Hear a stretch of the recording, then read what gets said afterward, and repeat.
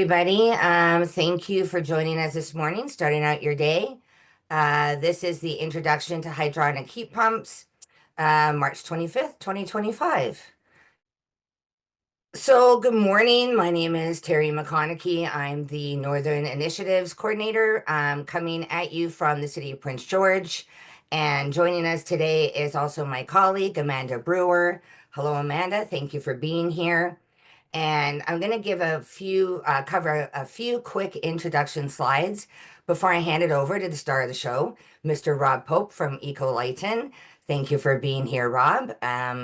Yeah, so we like to start our webinars with acknowledgement of Indigenous leadership. And so one that we have is a small but vibrant, resilient community that seeks healthy, safe, and positive development that is sustainable for future generations. And that's the Sikidok people. They're located around the Skeena in between, I believe it's the Kispioks. Yeah, Kispioks Valley near Hazelton. And they got funding from the BC Indigenous Clean Energy Initiative to help improve the community's energy efficiency. And what that looks like was the installation of heat pumps into all 70 homes. So kudos for that initiative. And next slide, please. So, all about us. For anybody new here this morning, I'm just going to quickly reintroduce our association. The Community Energy Association, or the CEA, is the only nonprofit in BC focused exclusively on supporting local government and Indigenous communities on climate and energy activities. So for about 10 years now, we have been facilitating contractor builder education to build capacity in response to local government. So we want to ensure that industry is prepared for updates to building and energy codes. And our team, we have a diverse team of more than 50 people across the country. We're heavily involved in new construction, in addition to the existing building space. And next one, please, Rob. So a little bit about what we do, some of the programs that we have, and I'll just share just a little bit about the people and the initiatives behind the logos that you're looking at. So Building a Legacy North is a partnership between CEA and the Canadian Home Builders Association of Northern BC. And we've been working together for almost 5 years with the implementation primarily of the BC Energy Step Code is when we started to work together to ensure that that contractors at the home building sector as a whole, the people that create the rules, that enforce the rules, and that have to adhere to the rules are all on the same page and have all the information that they need. Similar is the Kootenay Clean Energy Transition, or KSET, and they do a lot of the same work. They assist communities in preparing for a more energy efficient and healthy future by providing high performance building training, capacity building sessions, and they're primarily in the Kootenay and Boundary regions. Retrofit Assist is a very cool initiative. They are like a concierge, not like they are a concierge service that guides homeowners through the process of completing their home energy and retrofit projects. Take a lot of that stress. Retrofits are a stressful time. And so this program is currently offered in Roslyn, East Kootenay, Kamloops, Whistler, and Squamish. And a key part of this program is enhancing the contractor capacity side of things in retrofit assist communities and onboarding authorized contractors to complete the home energy upgrades on behalf of their clients. So if you are a retrofit contractor in those communities, make sure to check out the links, and we'll post those links. Amanda will post those links in the chat shortly, and we'll also include the information in the follow-up email. And of course, today's webinar would not be possible without the support of the partners and funders, very important people that the logos are reflected on the bottom of the slide. Next one, please, Rob. So while we're talking about retrofits, I want to share with you the Home Performance Contractors Network and that opportunity if you're not already aware. So there again, if you're involved in retrofits, this is a super important organization to get connected with.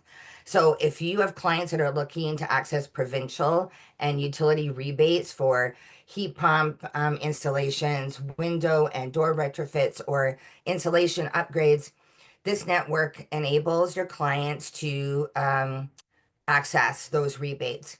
So membership is free, and with the there's industry specific training, and upon completion, you may qualify for subsidies or reimbursement of those course costs. So check out HPSC. Next one, please, Rob.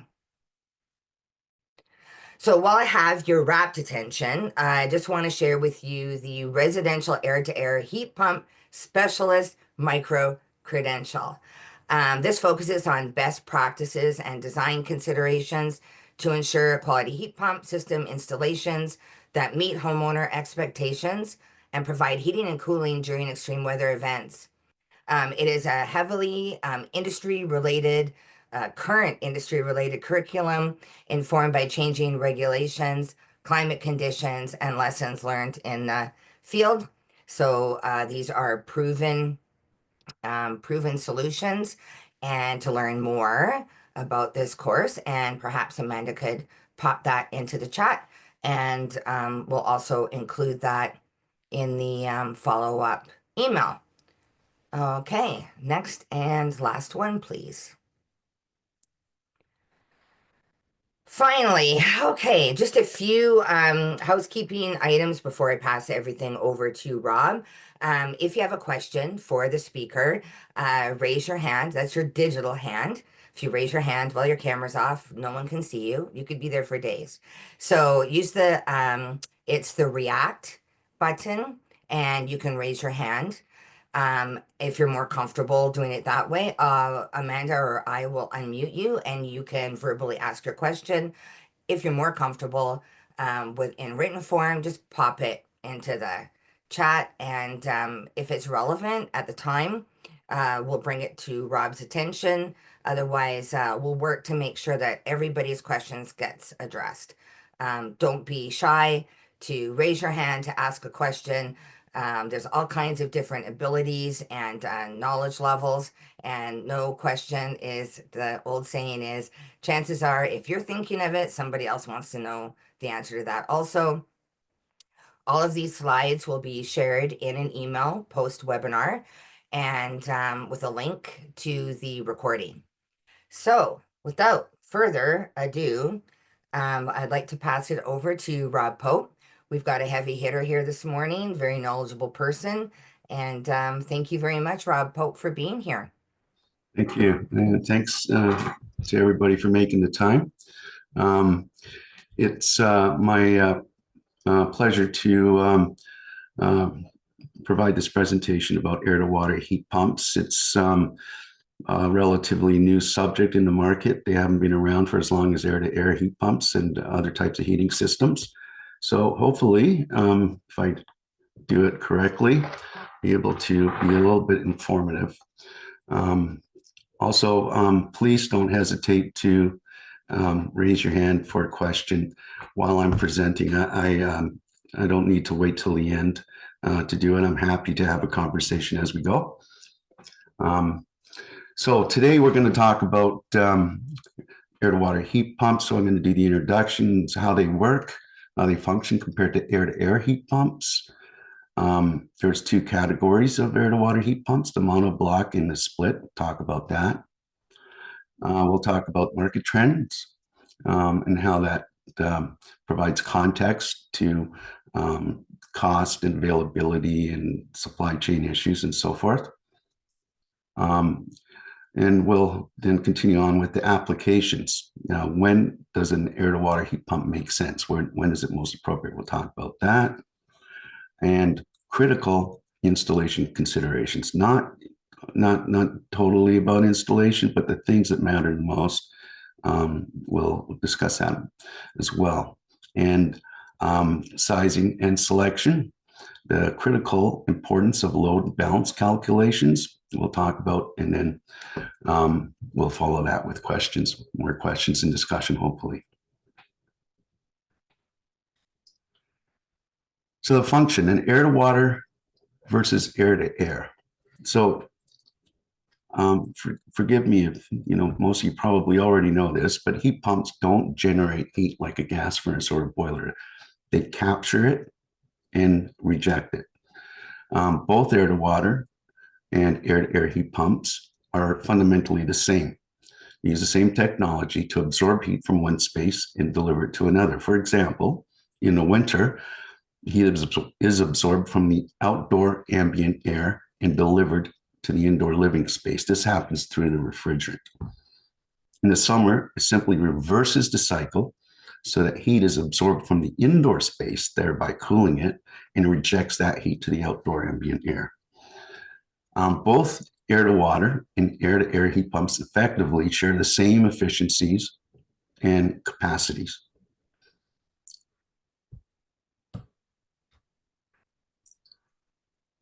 I think most people are familiar with air-to-air heat pumps. So you have an outdoor unit connected to an indoor unit. That could be a furnace with a coil on it, or a gas furnace, for example, or it could be something, a dedicated fan coil that doesn't have any fossil fuel component to it. It just has a refrigerant coil in it and a blower with controls. But either way, it's going to be connected by refrigerant lines and some wiring to the outdoor unit.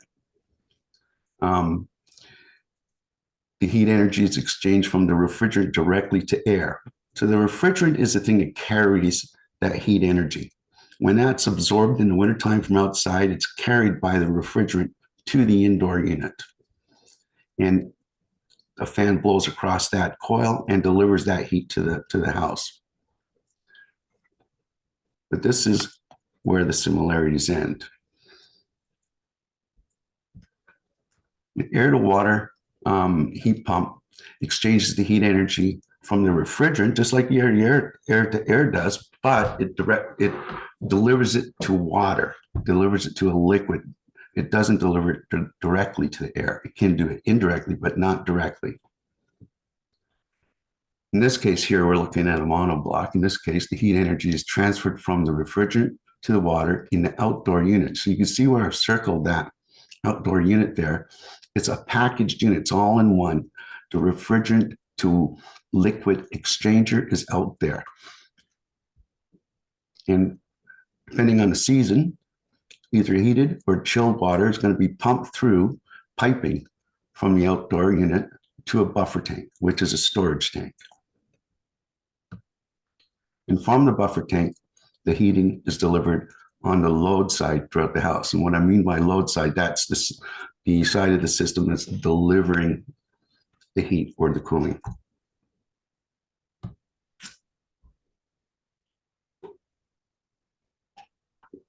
And here's another important distinction. Unlike air-to-air heat pumps, air-to-water heat pumps are very much more versatile. They can provide heat for inflow radiant systems and radiators. That's typically the primary function of air-to-water heat pumps, the primary point of having them. You can also preheat domestic hot water. Some air-to-water heat pumps can do all the heating, but typically the best use of the technology is preheating for most of the products on the market. They can provide chilled water to fan coils for forced air cooling, so you can get cooling out of that same unit. And it can provide hot water to fan coils for forced air heating. So you could have radiant floor heating, for example, or radiators, and have as a second stage heat or even primary stage heat, forced air heating.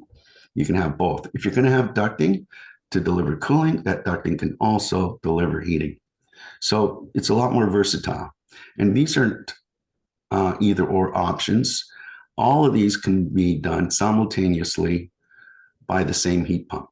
Now, I don't mean simultaneously heating and cooling. I mean all functions that we just talked about can be provided by the same equipment.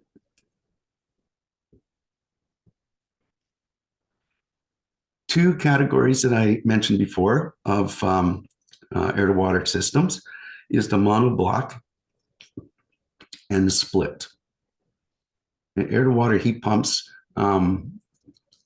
generally speaking, are usually the monoblock type that are installed in retrofits.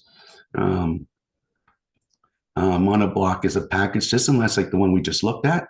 The heat energy is transferred to the water within the outdoor unit, and then the water is pumped to the buffer tank inside your house. The split system splits those functions. It takes that outdoor unit, and the refrigerant cycle is stretched to the indoor unit. It's paired. The outdoor and indoor units are a paired system connected by refrigerant lines and some wiring. And the energy transfer from the refrigerant to the water happens at the indoor unit inside the house. Effectively, neither system is better than the other. It depends on more of the installation restrictions and opportunities and challenges, upfront costs. They're both the same in terms of efficiency, comfort, and reduced GHG emissions. But there are pros and cons, and we'll go through those. We'll start with the monoblock. So the pros. The monoblock takes up less indoor space. So everything's packaged together in that outdoor unit. So you don't have that extra room it takes in a tight mechanical room in an existing house. It doesn't require a red seal refrigeration technician. And this is probably its biggest feature, because a lot of HVAC contractors might not have a red seal refrigeration technician in-house. And you don't need it with a monoblock, because all you're doing is plumbing water with some glycol in it from outside to inside. So that makes it a lot easier for the install. And being easier, obviously, it's quicker and less costly. It's also easier maintenance because it's all in one. It's just one box that you're dealing with. You don't have to come and check the refrigerant lines for leaks and all that kind of stuff. The cons, well, the outdoor unit is larger because it's all in one. So it takes up a bigger footprint. This is a big thing. Requires antifreeze, propylene glycol, for example, for the outdoor portion of the water lines. Because it's water going from that outdoor unit to inside the house, it's subject to freezing when it's cold outside. Anywhere in BC, doesn't matter where, whether in the lower mainland or up in the far north. You need to protect those water lines from freezing up, because that would be a disaster. And so you need propylene glycol. It requires closer proximity to the house, and therefore limited flexibility for the outdoor placement. So the big difference between refrigerant lines and plumbing lines carrying water is that refrigerant won't freeze. Plumbing will, and plumbing will have line losses along the way to a greater degree than refrigerant. So you need to limit the amount of distance between that outdoor unit and your inside that buffer tank inside your mechanical room. So you have more restrictions on where to put that outdoor unit. On the split system, on the pro side, well, it's a smaller outdoor unit, smaller footprint. It doesn't require antifreeze because, as I said, refrigerant doesn't freeze, so that's a huge advantage. More flexibility for the outdoor unit placement. You can go quite a distance from the mechanical room with refrigerant lines. So a lot more flexibility in the placement of the outdoor unit. On the con side, you require a fridge tech to do the installation, at least the refrigerant part of it, at least, right? It's slightly more complex and can be more expensive to install. Tends to be more expensive, but not always. It, like I said, depends on, the installation conditions. Potentially more maintenance due to the refrigerant piping. As soon as you have refrigerant piping, you need someone to check that stuff on a ideally an annual basis. And so there's a little bit more to the maintenance part of it than a monoblock. I'm going to move on unless there's any questions so far.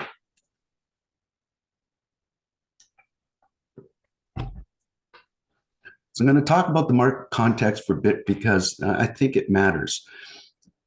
One of the important things to know is that air-to-water heat pumps have been around for a long time. They're not new, except here in North America. They're newish. But it's a proven, well-tested, old technology, oldish technology that's been around for decades in Europe. They're just relatively new here in Canada. With recent policies of climate action by federal, provincial, and municipal governments, and the general public's growing concern about climate change, heat pump adoption has grown significantly in the past 10 years. Manufacturers have saturated the market with product, training, and technical support, and HVAC contractors who are knowledgeable and qualified to install the heat pumps have grown correspondingly. But this is mainly air-to-air heat pumps. They're ubiquitous. They've been around for a long time now. And especially in BC, there's been pockets of BC, like all of Vancouver Island, for the longest time, they didn't even have natural gas. And an awful lot of expertise developed over there on heat pumps. And a lot of remote areas where your only other option is either oil or propane, heat pumps were around for quite a long time. I installed my first heat pump, believe it or not, in the 70s, in the late 70s. But it's a different story with air-to-water heat pumps. They have a limited market in British Columbia. They're most suited for homes with hydronic heating systems, typically in-floor radiant. And because of this, it limits the market. There's only pockets of BC, in fact, North America, that hydronic heating is a dominant type of heating system. In BC, the predominant market location for hydronic heating is in the Lower Mainland, especially Vancouver, where in-floor radiant dominates the market. It has been. It's changing now with high-performance homes, but has been the dominant preferred style of heating in Vancouver. Whereas in North America, generally speaking, 98% of all homes are heated with forced air systems. And therefore, compared to air-to-air, air-to-water has a much smaller market, which means fewer products, also means fewer contractors qualified to install these, what are effectively complex systems compared to simple forced air systems. So finding qualified contractors is the biggest challenge facing homeowners who are considering replacing their old boiler with a heat pump.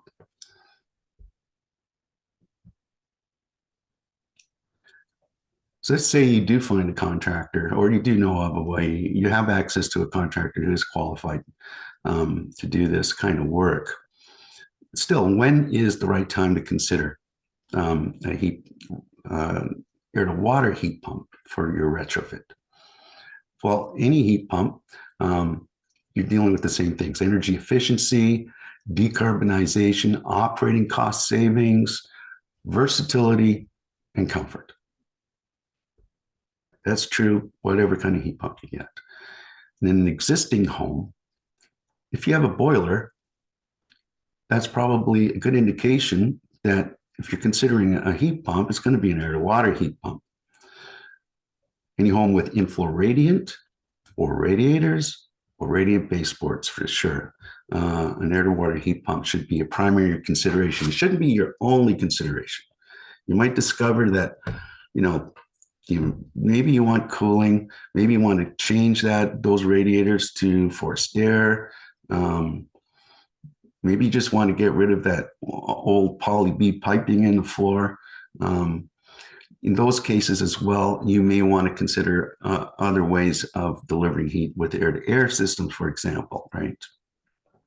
But generally speaking, if it's a boiler that's heating your home, you should at least give some consideration to the air-water system and then go from there.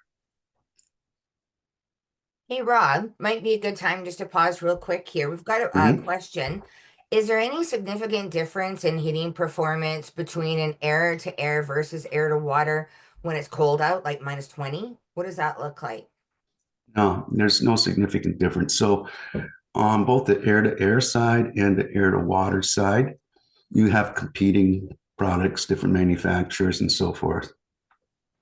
And in all of those products, whether air to air or air to water, there will be products that will meet the cold climate definition of a heat pump. In other words, they can operate down to sub-zero temperatures. We have many installed, like the places like Whistler, for example, air to water systems where they perform down to sub-zero temperatures with no problem at all.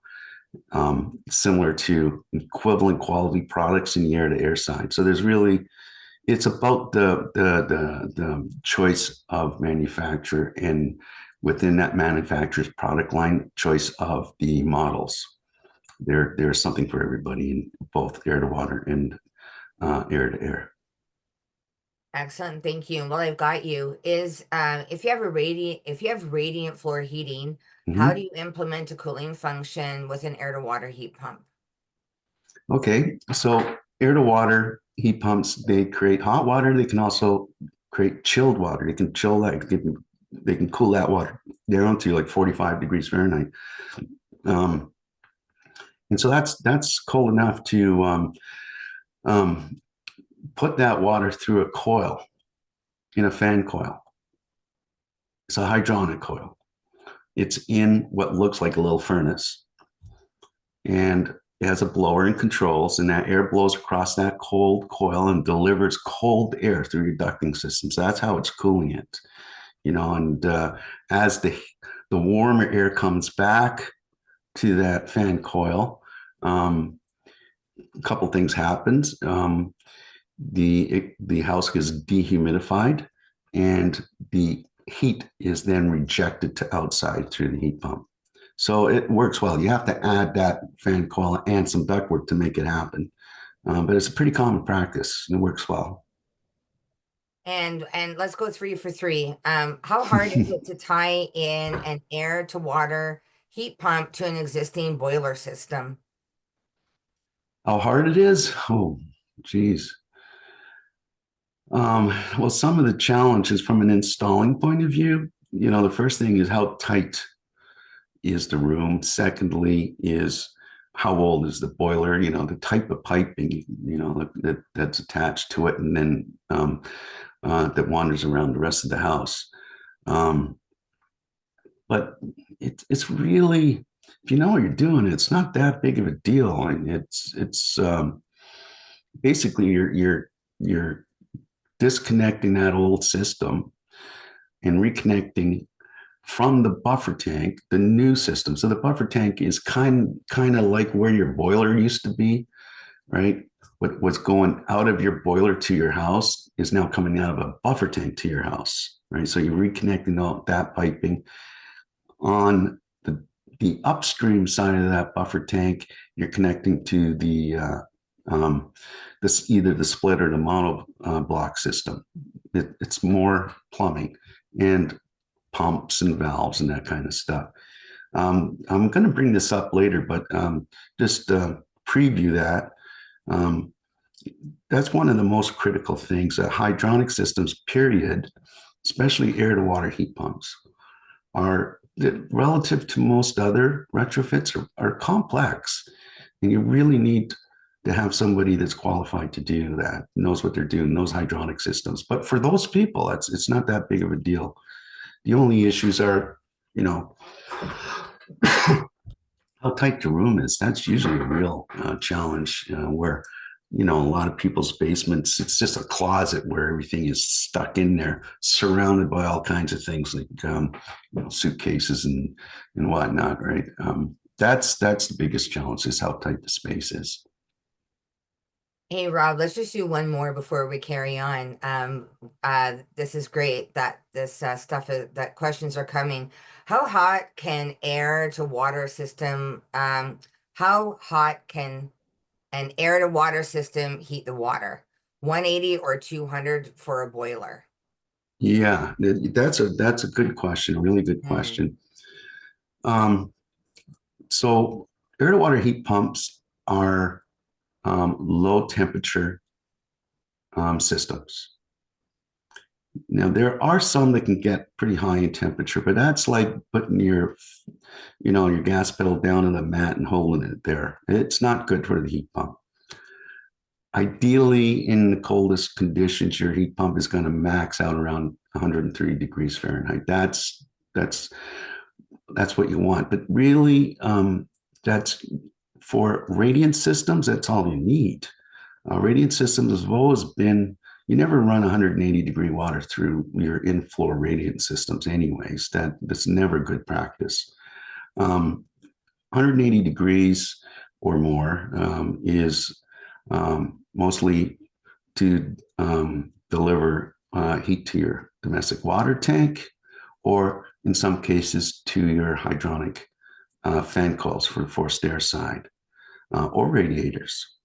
Um, because it's a low temperature system and you have potentially radiators, you may need more radiators. You have to do the math and calculate the surface area and all that kind of stuff, the heat transfer. But the chances are when you're running 120 or 130-degree water through something that was designed for 180-degree water, you're probably going to have to make up the missing amount of heat delivery somehow or another, more radiators or some other way. So that's why it's a good question. And this is why you need to have an installer that knows this stuff, because they'll do those calculations. They'll figure that kind of stuff out. When whatever you end up with, that say it's the coldest day of the year, you got 130-degree water running through your in-floor system. That's good. However, most of the time it's shoulder season. You don't need that temperature. And what you should have is an outdoor reset. Basically, it's indexing that circulating water temperature to the outdoor temperature. As the outdoor temperature drops to shoulder season, a day like today, for example, you don't need 130 degrees. You need less temperature, and that is how you get optimization out of the system. Hey Robin, we talked, just to refresh your memory, when the question was posed, like how hard is it to tie in air to water heat pump to an existing boiler system? And you were talking about one of the challenges of its space, is room and Mm-hmm. not being too crunchy. The question has been posed like, how much space do you need? Like ideally, what would be the size of the room? From my point of view, 3,000 square feet. I was gonna say football field. Yeah, how much room do we need? Probably It's just well, like, you need it. I mean, there's probably a minimum. It depends what else is in there. If there's an HRV or a fan coil or not, you know. But um, I think a minimum should be, probably 8 by 10 footprint with at least an 8 foot ceiling. It's probably the minimum. I know that's not always possible. And when it's not possible, then you got to do some workarounds and get creative, right? And there's almost always a way to do that, but it's not fun, and it's not optimal. So the bigger the room, the better. yeah, it's a good question for design concerns. And I'm one more because this is completely relevant to the conversation at hand, and then Mm-hmm. we're gonna let you move forward. Do air to water heat pumps often need a supplemental cooling system? I've looked into a few of these that have a cooling output option, but their cooling capacity isn't impressive, and the cooling efficiency is it's not efficient compared air to air heat pumps. That said, the heating efficiency is incredible on the ones I've seen. Right. Well, I'm not sure what products you're looking at, but they're the typical products that we work with. The cooling efficiencies are better than an air conditioner. They're pretty much pretty close to air. The difference is your air to air, you're pushing air across a refrigerant coil, which is very cold. With air to water, it's a little warmer than that refrigerant coil. And that is not about efficiency, it's about performance. It's about, like if your starting temperature is higher, then, you've got to make sure that ducting system is right sized and, that the fan is you're picking the right spots on that fan curve. You're choosing the right equipment, and you have to have a hydronic coil that's sized properly. It's all technical, but it can be done, and it is just as effective as any other type of heating if you do your homework. We have never seen an issue of efficiency with cooling with air to water heat pumps. There are hundreds of them working right now that we've been a part of. Who knows how many that we have nothing to do with, that are working really well. So I would not diminish the possibility of using an air to water heat pump based on the notion that its cooling capacity and or efficiency is less than it should be, because that's simply not the fact with an effective design process and installation process happening.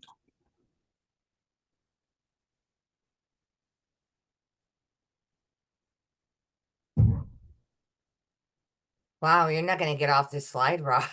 Is there an issue with cooling with radiant lines in cement floors?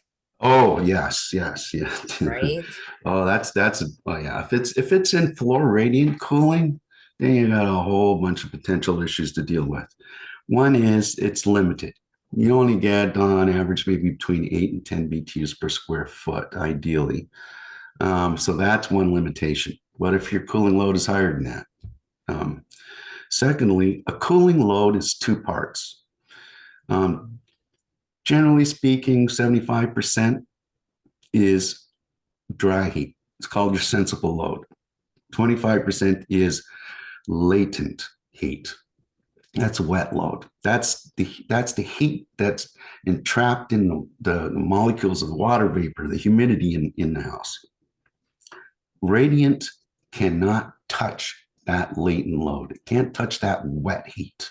It can only deal with the sensible load, that dry heat. So say you get your radiant floor set up so they can do all the sensible heat. That's great. Here's the problem. You'll get rid of all the sensible heat, but you still have 25% of load left, and that's the wet heat. And what you will end up with is a cold and clammy condition in the house. It doesn't work well. You need to be able to remove that heat from that latent load. It's usually you have hot, humid air crossing a cold coil. It's below the dew point. It condenses and drains down your condensate drain, and it's gone. That's how you deal with the latent heat. So I think radiant floor is good. You have to be very careful with you need dew point sensors, temperature sensors. You really need to control it well. If you know what you're doing, it can be done as part of your cooling system. It should never ever be your entire cooling system. It just doesn't work. You have to have some form of air to supplement radiant cooling. So it can work. We've done it many times, but only as part of a cooling system, never as the entire cooling system.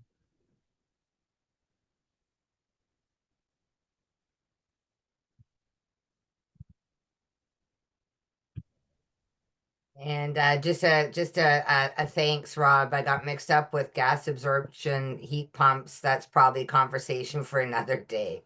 Yeah. Thanks, Graham. Quick, switch slides, Rob. Okay. No, this is great. I love It it. is. No, this is fantastic. Really appreciative. So we've been talking about air to water heat pumps that are space heating and cooling, and domestic water preheating. I can't go on without at least having a mention about air to water heat pumps that are specifically designed to provide domestic hot water. These are hot water heat pumps, they're called. They work the same way as any heat pump does. It absorbs heat, but in this case, it absorbs heat, as you can see in this picture here, it absorbs heat from the room it's in, your basement, utility room, storage room, garage even. Wherever that thing is living, that's where it's absorbing the heat from and delivering that heat to water. So technically, it's an air to water system. These are packaged. There's nothing running outside, no water lines, no refrigerant lines. But here's the thing that is really important to consider, because they absorb from the room they're in. If that room is small, if it's a small, tight mechanical room, pretty soon it'll start parasiting. It'll lose its efficiency because the room will get colder, colder, and colder. And as that happens, there's less and less heat for it to absorb. So you do need reasonably fair sized volume of air. Most manufacturers recommend 100 cubic feet of volume as a minimum for that system to run in. Now, if you don't have it, you can do workarounds. You can pipe it with sheet metal, ducting, for example, to another room, crawl space, attic, whatever, or to outside. But as soon as you do that, its efficiency changes completely, because now it's unconditioned ambient air that you're dealing with, and that is going to be subject to the lows in the wintertime, how cold it gets outside.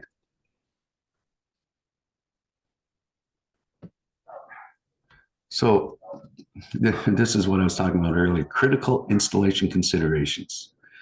Air to water systems are complex, and when I say complex, like, for those who know what they're doing, it doesn't feel complex, but it's not the kind of system that your average HVAC contractor can do. It's not any HVAC contractor's wheelhouse. It's for contractors who have experience in and are qualified to do hydronic systems. And I'll give you an example of how much of an issue that can be. In the city of Vancouver, you are having so many issues with the installation qualities of air to water heat pumps that they sponsored and supported with funds TECA, which is the Association for HVAC Contractors in BC, to develop a course specifically for air to water heat pumps that became mandatory to take in Vancouver if you wanted to get a permit to install one of these things. That's how important and how critical an issue it was from the qualification side. Now that's changing. That was a while ago. It was a few years ago, at least. And as more and more air to water heat pumps get installed, there's more products, more product support from the manufacturers, more technical support. And it's kind of like the rising tide and all boats rise, so there's more and more mechanical contractors getting good at this stuff. We also touched on this already too. Have a look. I mean, there's piping, there's controls, there's valves, and equipment. It all needs room. Excuse me. So the addition of the buffer tank is usually the biggest issue, because there wasn't one there before. Now there is. But there has to be one. There has to be a buffer tank. Don't ever let anybody tell you you can do without a buffer tank. There has to be a buffer tank. And it comes with pipe and controls and valves and so forth. There's pumps. So that's the biggest challenge. So I think we already talked about that, and it's probably sufficient. But just a reminder, I think personally that a 10 by 8 footprint is kind of at the low end of the range of what you can get away with. I wouldn't, though, call it quits if you have less than that. There's always creative workarounds, ways to deal with it if you have to. But if you're starting from scratch, you have that opportunity, building an addition or whatever, or that room next door is storage, so you don't care if you move a wall. 8x10 is the beginning of ideal. It's not absolutely ideal. Bigger is better, but that's the starting point. Hey, Rob, we've got a couple of questions. If we just take a quick pause. Mhm. Um, one question from Richard is concern about damp basements and the suitability for damp basements and absorbing moisture in the air. Mhm. Do you have any comment? Is that enough context for you? Well, a damp basement is always an issue, regardless of whether you're installing a heat pump or not. But installing a heat pump is really not affected by the fact that it's a damp basement. If you have a damp basement, it's probably going to affect the indoor air quality anyways, and so it should deal with it. Um,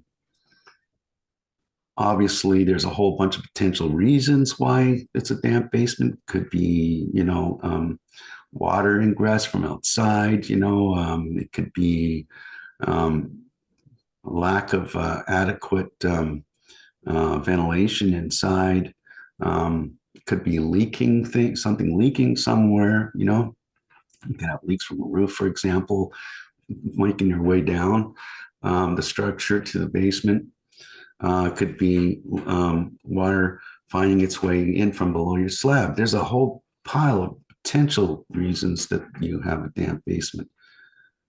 Whatever the reason, that's the ideal solution, is to find the source and then fix it. Because it Okay. is an indoor air quality issue, but it doesn't affect the installation of the heat pump. Thanks, Rob. And Richard he just added some clarification. He said, I just heard that they absorb moisture in the air as part of the whole process. If you have a forced air cooling system, it will absorb the moisture that's in heated air. It won't absorb it. It condenses it and disappears it down condensate drain. But otherwise, there's no relationship. Thanks for clarification, Richard, and for the additional information, Paul. Appreciated. Question from Jason. Are there height restrictions for buffer tanks, for example, crawl space? That's a really good question. Yeah, there are buffer tanks. Buffer tanks are just a storage tank, right? Now, there's buffer tanks that are ideally suited. They have 4 ports, they have coil inside them and stuff. They come off the shelf perfectly suited for air to water systems. But if you have a crawl space, there are horizontal type of storage tanks units that you can get. Viessmann has one, for example. I think Rheem has one. But they still need probably somewhere around 4 feet clear. Like if you get a 3'11" crawl space to the bottom of the joist, from the top of the slab to the bottom of the joist, that's really at the edge of limitation. We've had that issue. That's been a problem, finding storage tanks that fit into crawl spaces, tight spaces like that. So if you have, 4 feet, you can do it. There are products available. So the answer is yes, you can. It's limited what's available, and ideally you have room to put in a stand-up buffer tank.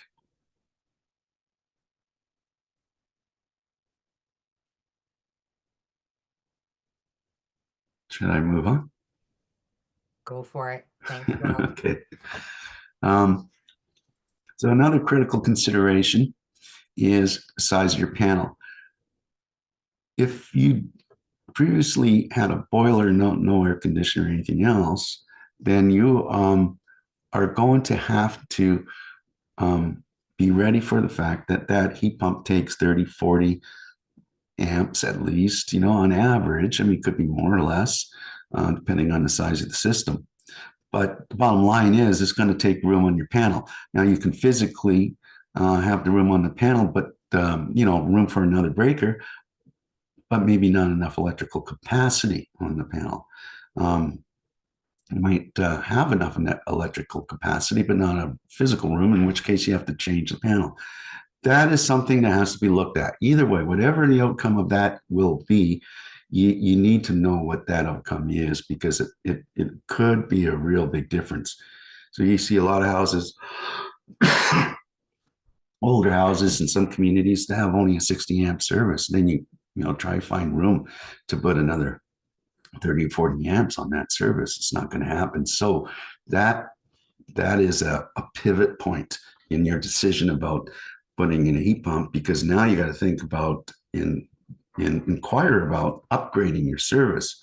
And it depends on a lot of things, where the nearest transformer is and all that kind of stuff on the electrical side. Who knows? What I do know is that it could be expensive or might not be, but it's important to figure that out before you go to the next step.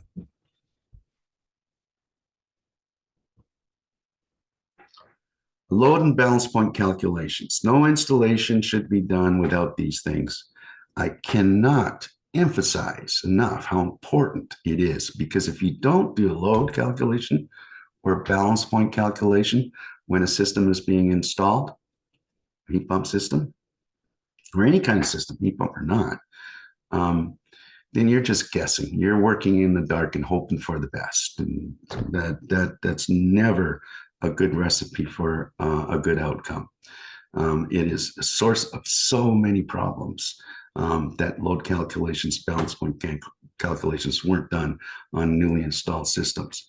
So if you're a homeowner or a general contractor or building official or whatever, your energy advisor should know this anyways.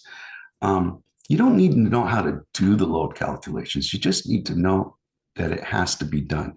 Same with the balance point calculations. So you can hold your hand out and expect it and say, well, what about my load calculations? What about my balance point calculations? You just want to ensure that they are being done. Canadian Standards Association, CSA, has a methodology. It's called F280-12. It is the only compliant standard for sizing residential space heating and cooling equipment in Canada. It's recognized and referenced in the National Building Code and the BC Building Code, section 9335. Making sure this standard is used for load calculation will ensure a right-size system, ensure comfort, increase efficiency, reduce installed system costs, reduce operating maintenance costs, and reduce the risk of liability. Now, if you think about it, the tendency is to oversize systems, right? Do the rule of thumb and then add some. That's the problem. You oversize a system, you're going to get short cycling. You're going to get something that's bigger than it needs to be. It's going to cost more than it needed to cost. It's going to require more maintenance, and it's going to have a shorter life cycle. There's no real upside to it. It's all downsides. So if anything, make sure that load calculations are done and that they're done using the compliant methodology F280. In retrofits, there's 3 pathways to getting that calculation performed. Energy advisors can do it. So in a typical retrofit, you should have an energy advisor, right? You want to, think about improving the building envelope, for example, right? Maybe there's a cost benefit in favor of replacing the windows. Then you need less heat. Maybe sealing it up, maybe blowing some insulation in the attic, that kind of stuff. You want to know how leaky the house is because that'll affect the loads.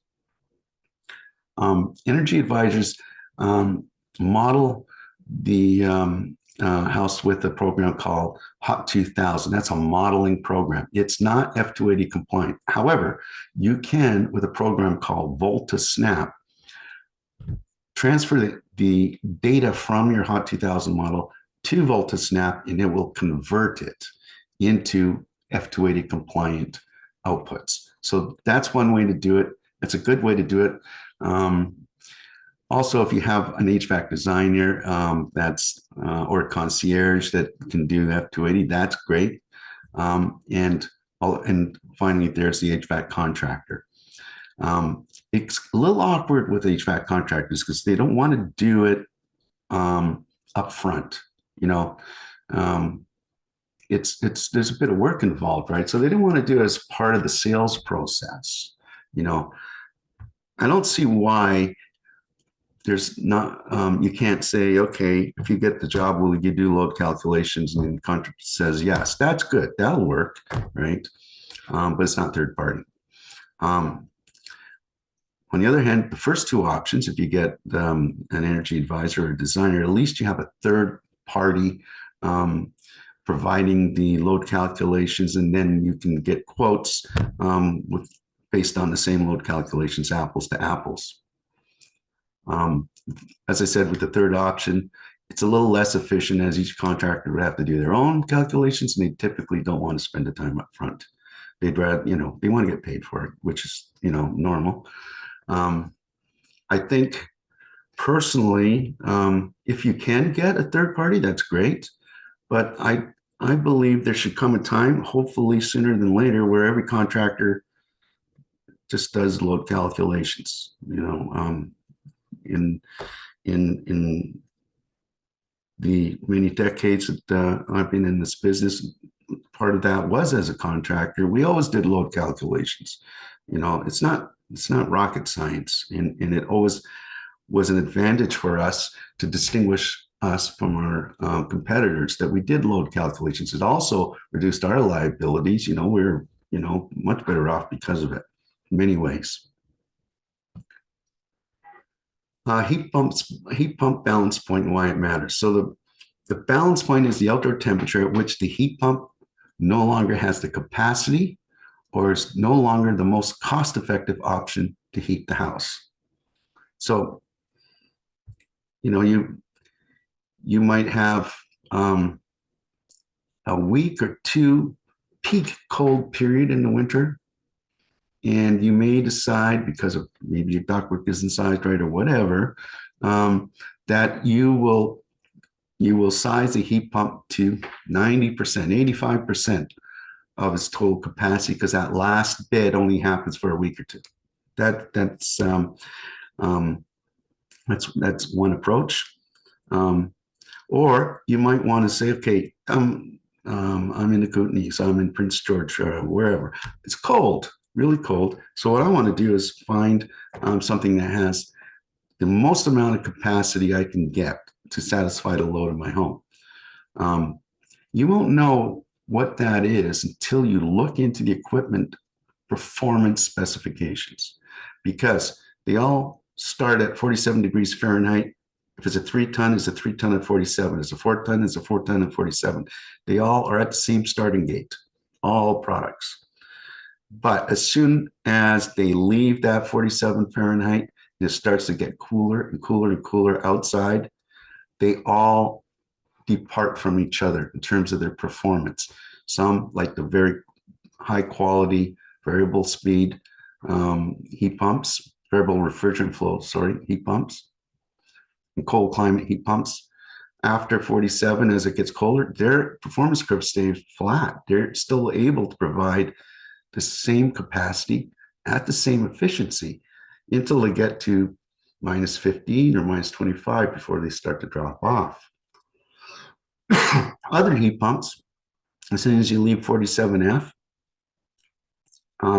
it starts getting colder, they drop off. Their curve is steep. And then there's everything in between those two extremes. So until you figure out which heat pump you want to use and look at its performance curves, you won't know what its performance capability is at your design condition. You need to know that balance point, because the other thing that'll tell you is how much auxiliary heat you need, if any. If you find a heat pump that's great to about 90% of your load condition, that means you need another 10%. You can't know that until you do your balance point calculations. It's really critical. There's two kinds. There's the capacity balance point. That's where the heat pump can no longer keep up. Now your auxiliary, whether it's a fossil fuel or electric strip, comes into play.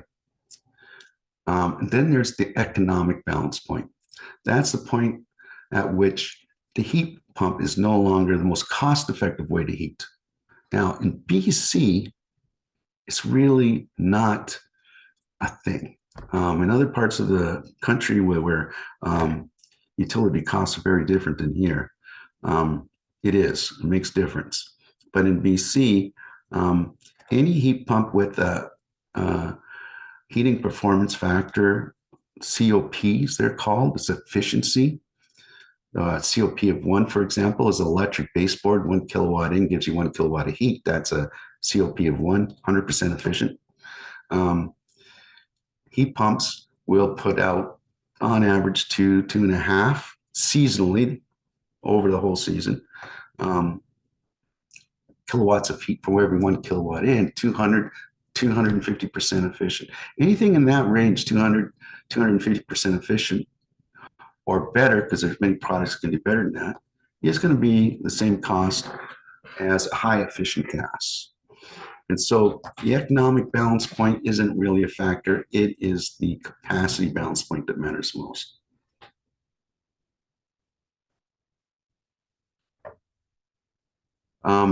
Probably just said everything that's on this slide, but I'll just go through it anyways. So as the outdoor temperature lowers, the efficiency and capacity of the heat pump will also drop at a rate dependent on the technology and the quality of the heat pump.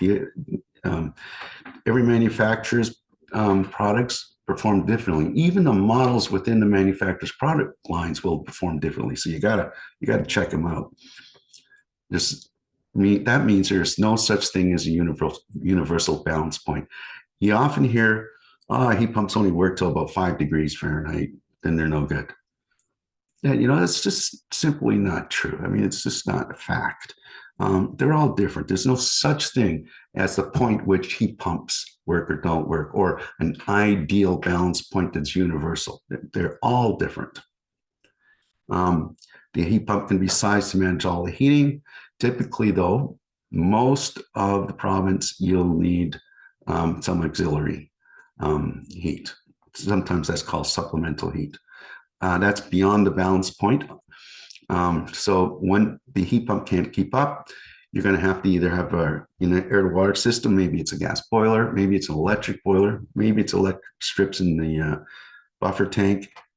Whatever the case is, auxiliary needs to take over after it hits that balance point, whatever it is, so that you can maintain a comfortable temperature inside the house.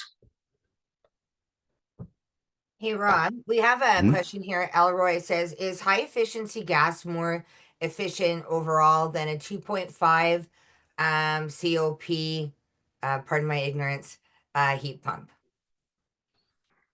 No. This is a bit complicated. So a high efficient gas appliance, boiler or furnace, they peak around 96% efficiency. Their overall seasonal average could be down around 92%, 93%, depending on the equipment.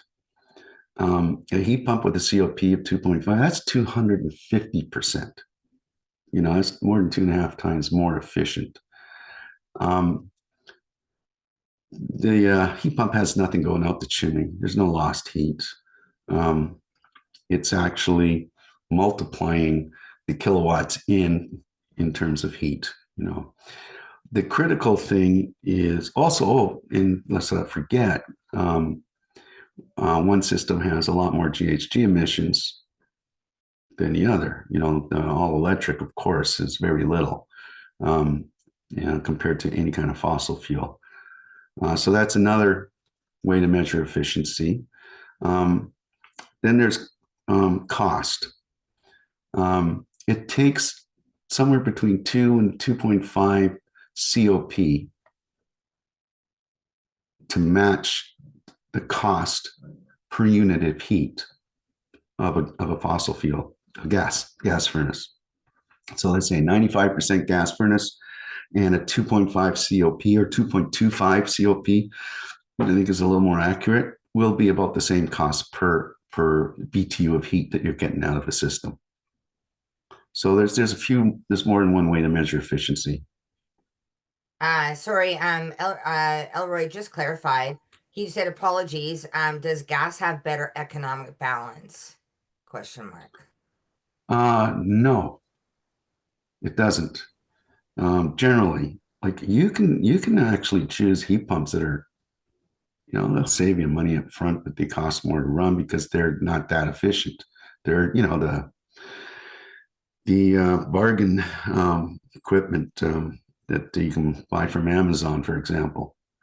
And there's lots of it, lots of product out there. But if you get a half decent heat pump, well made, that's going to be over 2.0 COP. In other words, 200% efficient.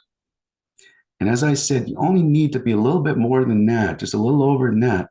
And the economic advantage of natural gas is eclipsed. Once you get past 2.25, 2.5 especially, then the heat pump is more economically feasible. It's less operational costs. And that's not talking about those heat pumps that are way up there in the 3 and 3.5 range, which, are the high-end products. They cost more upfront, but on an operating cost basis, like cold climate heat pumps, for example, they are much less expensive to operate than high efficient gas furnace or boiler.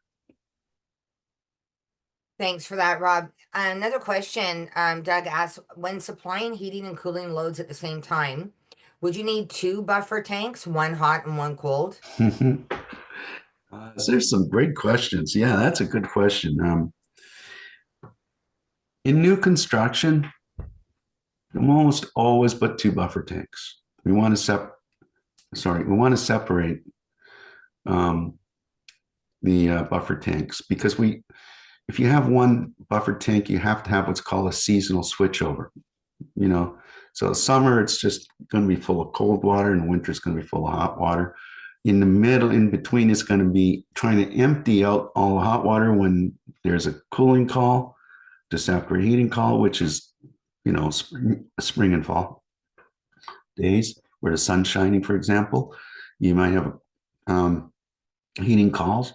Now you've got a buffer tank full of hot water, and then the sun's shining, starts to get warm, especially if it's radiant. That's all that slab is heated up. Now you want cooling.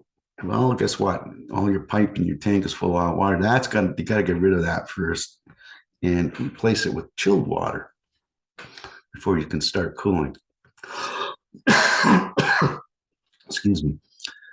It's not a huge issue, but it's a lot easier if you have two independent tanks. Now, in a retrofit situation, that's not always possible. In fact, that's less likely possible. There's two aspects of that. It's the space it takes up. The other thing is the extra cost, right? We're mostly putting in two tank systems in custom homes, newly built custom homes. That's kind of the default. We wouldn't even think about seasonal switchover in those types of clients wouldn't forgive us for doing that if we did. But in retrofits, it's almost always a single tank with seasonal switchover. If you have the room and the budget, it's ideal to have a chilled water buffer tank and a hot water buffer tank. That's great. Thanks, Rob. I'm gonna pop a poll up in a few minutes. I think there's like 4 or 5 questions for folks that join us regularly. It won't be a surprise, and I'll just leave it up for about 5 minutes. Just if you'd be so kind to complete it at your will, that would be great. And Rob, just for a time check, we're at 9:12. About how are we doing for slides? This is the last one. Oh man, we got lots of time. Bring out the dance floor. We're good. Yeah, so bring on those questions, folks, and don't hesitate to raise your hand. We can unmute you rather. Sometimes it's better to pose a question that way. Greater context, better timing. And yeah, so we've got some time, and I'll pop up that chat or that poll rather. Okay, so just a heads up. 2025, the industry is changing from the refrigerants that we currently use in heat pumps, which is R410A. It's been around since, this poll just went in front of my slide here. There we go. Get it out of the way. So we've been using R410A since about 2010. We transitioned from R22 to R410A because it was better for the environment. And now we're doing, for the same reasons, R410A to R32 and R454B. Some manufacturers are choosing R32, others are choosing R454B, and some are doing both depending on which models of their product lines they're using them for. All new equipment will be designed as of now to use these new refrigerants. They're not going to be compatible with the old refrigerants. You need new gauges, it's different. You can't take an old system and put new refrigerant in it. Technicians will need to be trained and certified for safety, handling, and maintenance of these refrigerants. So there's a lot of product out there right now that's still the R410, so it's not an issue of supply of that. It's a phase in anyways. But it's just a thought. If you're at this point considering getting a heat pump of any kind, air to water, you might want to ask about availability of product with a new refrigerant. So you will be current down the road. 10 years from now or whatever, you will have not an old refrigerant with equipment that you can no longer fix, repair, or get parts for. You might want to think about your replacement being with a product that already has this new refrigerant in it. So that's just a heads up about that.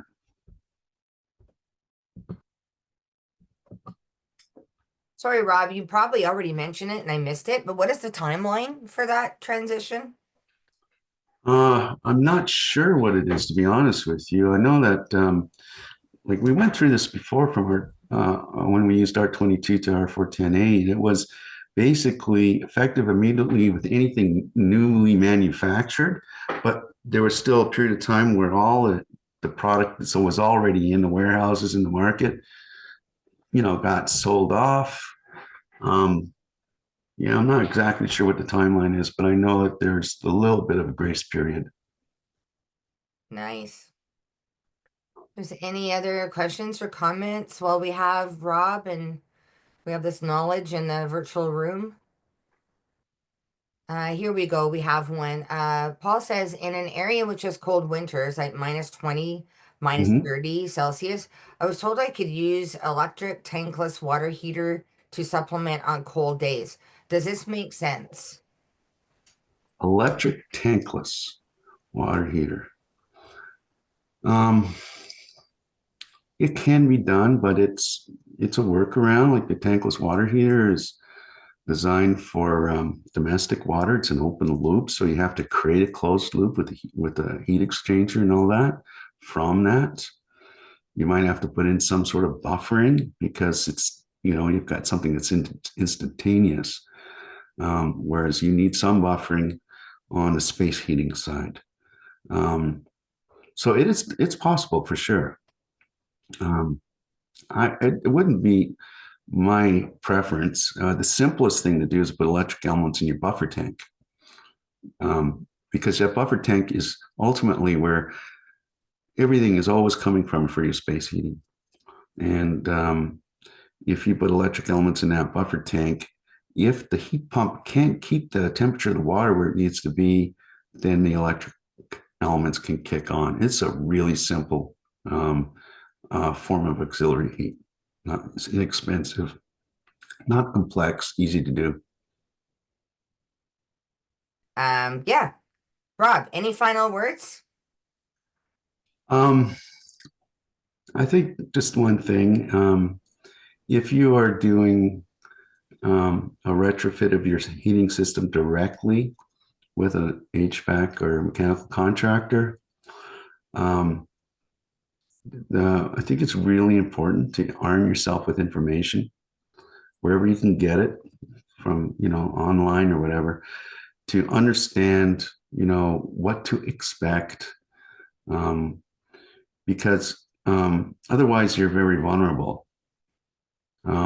We've heard horror stories. We were talking about that just before we started this, just our own personal experiences, plus all the professional level experiences that um, have demonstrated clearly that there's a huge vulnerability for homeowners when they're dealing directly with HVAC contractors. If you're doing retrofit to your house, to the building, you're improving the building, then you probably have a renovator, a contractor, general contractor of some sort who can take care of these things for you.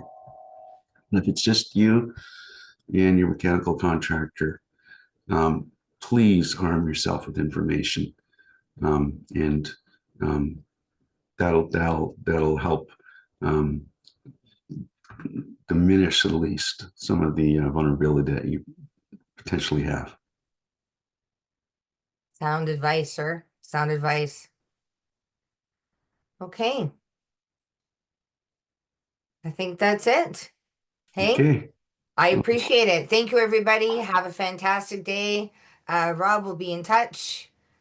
Pleasure as always. Take care, everybody. Thank you. Thank you. Thanks, everybody. Bye bye.